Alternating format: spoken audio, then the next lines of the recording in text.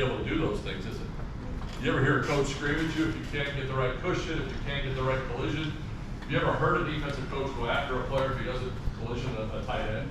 I mean, it's like somebody died. It's like, dude, just take a breath, you know. You gotta hit that guy, you understand me, you can't let him go free. Why? He's paranoid. Because he knows if that guy comes free, what happens? He's open. He could get the ball thrown to him. Well, do you think we ought to pay attention to that?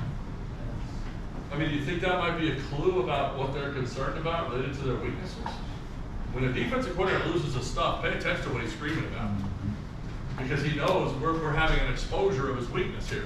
And in that case, that's what we're seeing here. So this becomes frames of reference for us.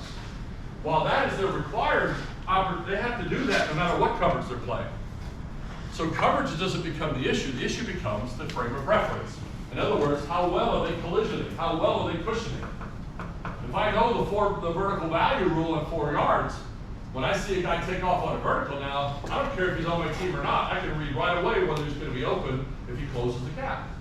In the same way, I can know that in collision, if they don't delay him, deny his space, or wall him, he's going to come open. So that's become ways that I accelerate my decision making by how well they do or don't do their job.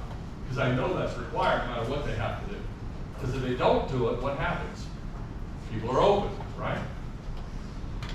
Another frame of reference for us is this idea of hard deck. All right, the hard deck in Top Gun 2 changes, by the way. Anyway, there is a hard deck, and it's an aviation term.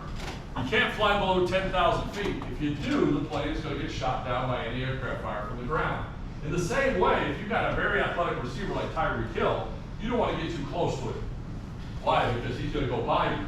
I mean, imagine having to cover that guy. That guy's just pure speed. And I mean, that'd be 14 yards deep to start the play, and then I'd be backpedaling for a snap. That's the concept of the hard deck. The hard deck is the idea of the threat of anybody going behind us or going deep. And typically it's a 7 to 9 yard window. We don't know exactly what it is, but if there's a guy back here, the umpire, usually, that plays back in the back judge, and what he does is he determines whether there's holding or what in the offensive line. Well, he's at 7 to 9 yards, so you can use him as a hard deck. Anybody above him is taking away the space above that tube. All right, so if we took the players off the field for a second, and we put 5 guys in each tube, everything above that hard deck would be considered have a lid on it or a cap. Those spaces would be taken away, wouldn't they? They don't have enough players to do that.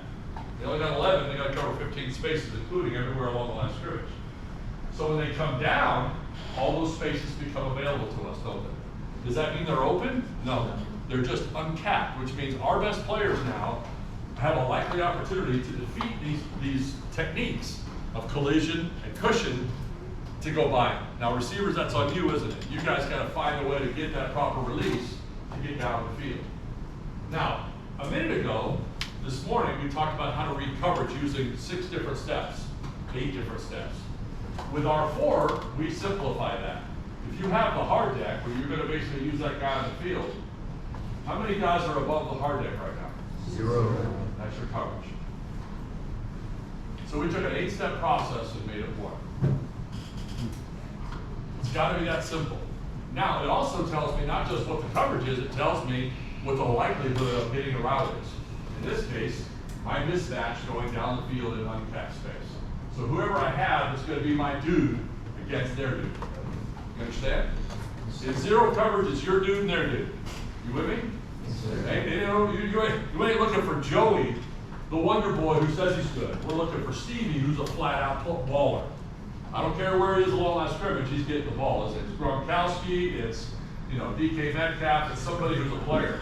We're trying to get the ball. How many caps? 1. See, now our coverage reads become very simple. Anybody in a vertical position to take away that space becomes our primary read. We're going to go away from him because he presents a problem for us. So no more forward, middle of the field closed. We just simply know that we're going to stay away from cap space. Does that make sense to you? Yes, Now, when I say cap space, we're talking about the tubes themselves. A typical defender could cover 5 to 6 yards either way. But once the play starts, everything shrinks down to the width of a receiver. So if I have a receiver here, he's 18 inches across. That's the width of the hole. Well, he can't cover that exactly. See, we're giving way too much credit to DVs for what they can cover.